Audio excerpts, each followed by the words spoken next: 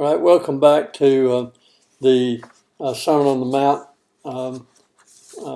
video. This is for week 10 of our study in the Sermon on the Mount.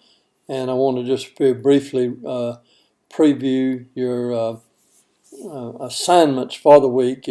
We're dealing with Matthew chapter 7, verses 1 through 6. And as you know, you have two basic assignments, one due on Wednesday night at midnight, the other one due on Saturday night at midnight. Wednesday night assignment is translation, and you need to make sure that you're following the translation rubric, which is in your syllabus as well as in the course documents on Blackboard. You also have the Saturday night assignment, which is the exegesis, phrasing, and sermon outline.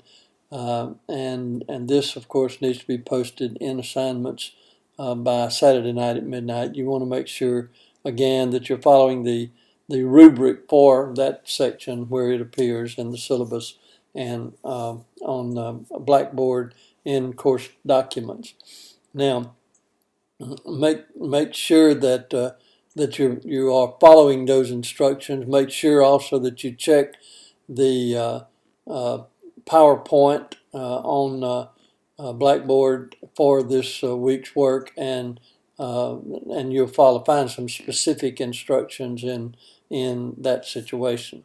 So do that very carefully and get it turned in at the proper time. If you have any questions or any comments or anything you need to say to us, please don't hesitate to let us know what they are. All right, we're going to turn now to the text, which is Matthew 7, 1 through 6, and we're going to be looking at that for just a little bit. This is one thing that Jesus speaks about so specifically, and yet we find it very difficult to follow it because we enjoy judging other people, and so we just don't really listen, I don't think, to what Jesus is saying that we ought to be working on as we do this. But he starts out in this passage, and it really goes. Actually, this section is goes down through verse 12. But we're going to be looking at the second part of the section is about prayer. We're going to be looking at the judgment part of it for this week, and that is Matthew 7, 1 through 6. So let's just remember a few basic things by way of introduction, and that is that man has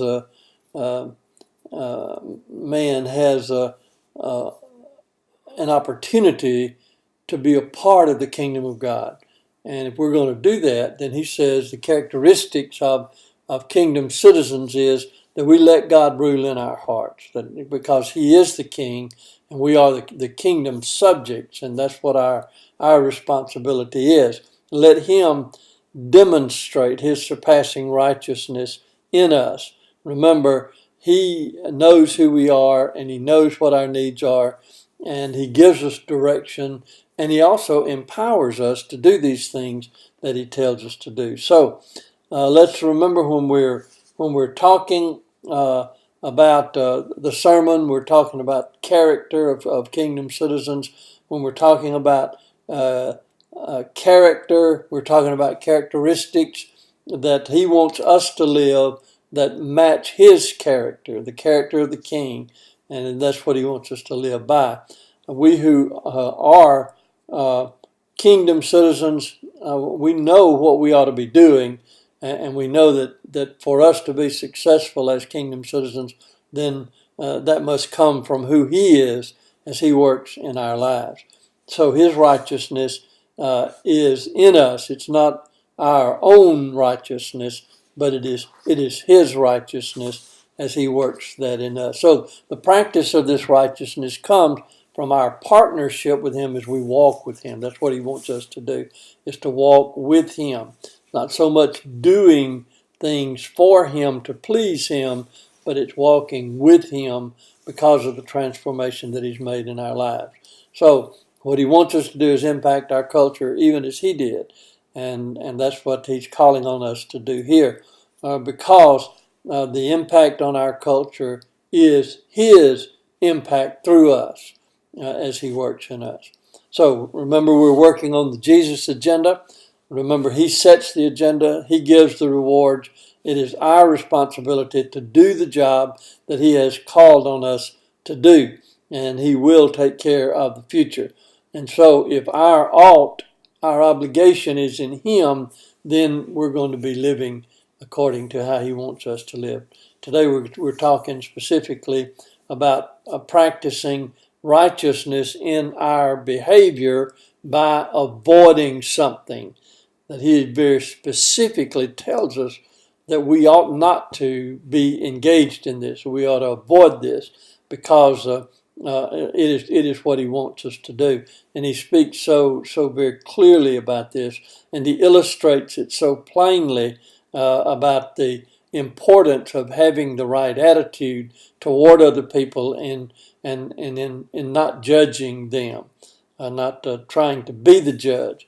And so, as is the case throughout the sermon, Jesus is telling us that our action comes out of our attitude, and our attitude is caused by the transformation in our heart. And so if our attitude is right because of the transformation, then it means we're not going to judge. So as we look at verses 1 through 6, I think we have to ask ourselves the question, that is, what do we miss about the meaning of do not? He speaks that so clearly and so emphatically. Note the seriousness of the command. In verse 2, it's stated twice. He says, don't do it. The judgment you make is going to come back to you. The measure that you use will be used against you as well. So if we set the standards of judgment in our own lives by the response that we give to other people, and that's how it works. Now, so our tendency is to rationalize this because we want to feel better, and one of the ways that we do that is by making other people worse. So if we can think of ourselves as better than them, if we can think of them as worse than us, then it lifts us up a little bit, and so we want to get involved in that. The other aspect of it is we want to take care of the behavior of others. We want to determine what they ought to be doing. That's why you can't legislate morality. Morality is an inward thing, something on the inside that comes out. And our judgment and our determination of this simply does not work because we are not God. So note the tendency to rationalize, but also note the clarity of this statement. It is impossible to misunderstand what Jesus is talking about here. The consequences, as he points out, are very clear. Man's judgment, if your judgment of others will come back on you, that same standard will. God's judgment will come back on you because of your attitude and because of the way you behave.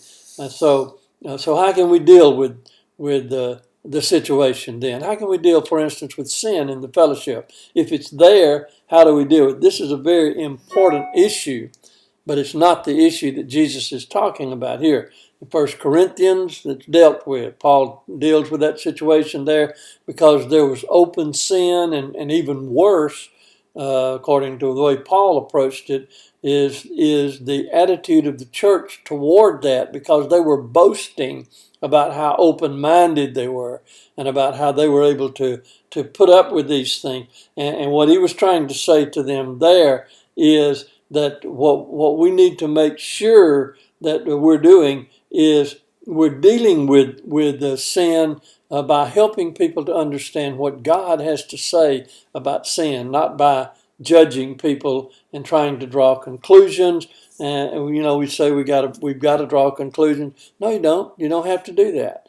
What you need to do is simply proclaim what God says is right and is wrong, and how he wants to relate to us. We certainly don't have to have a superior attitude, because that's what usually results from judging other people. And when we have that attitude, then it causes us to focus on ourselves instead of focusing on God, to lose our focus where He wants it to be, and we allow other things to come in.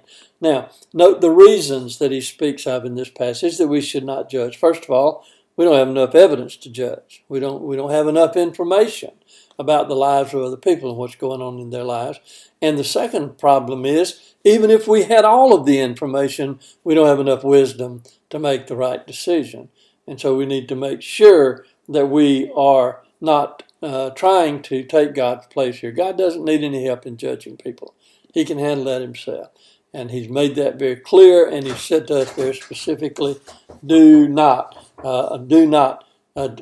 turn away from us. So note the ridiculous hyperbole here, and look at all of this passage and see what you can do with it.